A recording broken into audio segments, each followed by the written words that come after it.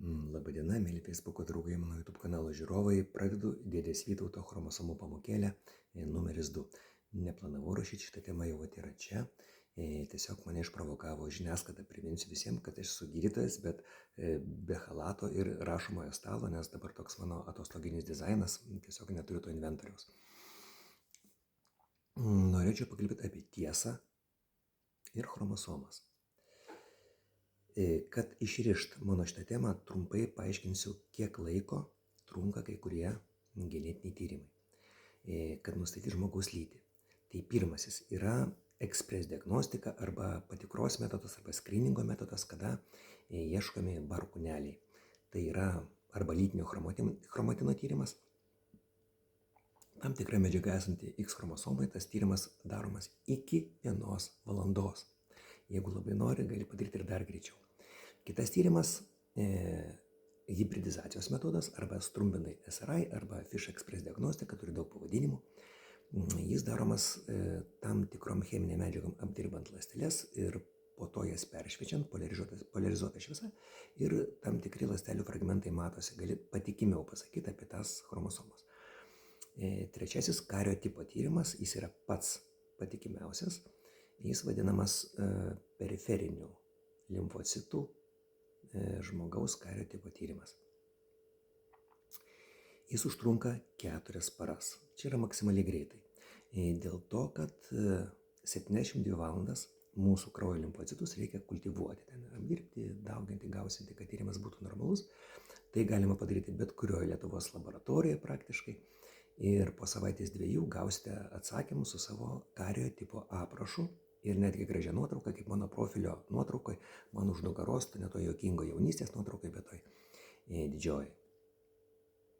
Tik tai realybėj chromosomos yra išsidėstę ne taip poromis tvarkingai, kaip toj nuotraukoje, jos yra chaotiškai išsidėstę branduolyje ir anksčiau genetikai per tam tikrus trafaretus, dabar jau tai daro dirbtinis intelektas, sudėsto jas į poras. Dabar kodėl aš tai kalbu? Apie tiesą. Jeigu Tomui Bachui, Tarptautinio olimpinio komiteto generaliniam sekretoriui ir visam komitetui būtų rūpėjus tiesa, tai vadė per tokius terminus, su savo galimybėm, jie būtų ištyrę visus olimpiečius. Ir nebūtų likę jokių klaustukų dėl kažkokių lyčių, bet tiesa dėja niekam nerūpi. Ir daug kas yra slepiama. Ar žinot, pavyzdžiui, kad olimpiadai bokso ringe kaunasi translytis vyras? Bebaigę savo tranziciją, Filipinų atstovas, jo pavardę turbūt reikėtų tarti Hergi Bakijadan, įsiveskite į Google, nes vargu ar LRT apie tai pakalbės. Ir tik tai kažkodėl jisai kaunasi moterų ringe, šitas vyras. Tai va dar kartą parodo šitos visos sistemos veidmainiškumą, kad kas tam kartu naudinga, apie tai yra kalbama.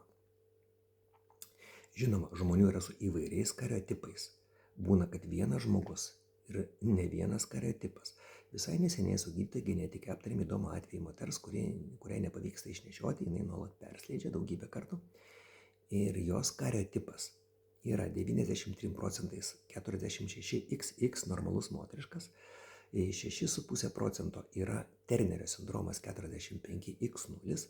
0 genetikų kalba reiškia nebuvimą chromosomos. Tai nereiškia, kad kažkokie nuliai plaukioja ląstelių branduolyje.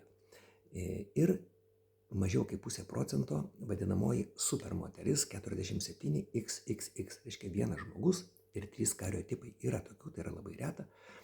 Aš savo gyvenime genetiniams tyrimams siuntęs ir atsakymus interpretavęs esu maždaug turbūt daugiau kaip 1000 pacientų. Su genetikais bendrauju. Virš 20 metų gerokai. Ir dabar grįžtu prie LRT, antinacionalinio transliuotojo, laidos apie šitą visą bokso skandalą ir lytis.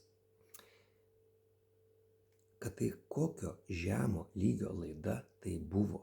Pašnekovai buvo 3 žurnalistai ir vienas žmogus, jisai net ne gydytojas, truputį pagulėjęs prie medicinos, bet jau keletą metų šneka ypatingai taip, kaip reikia mūsų valdžiai visais klausimais.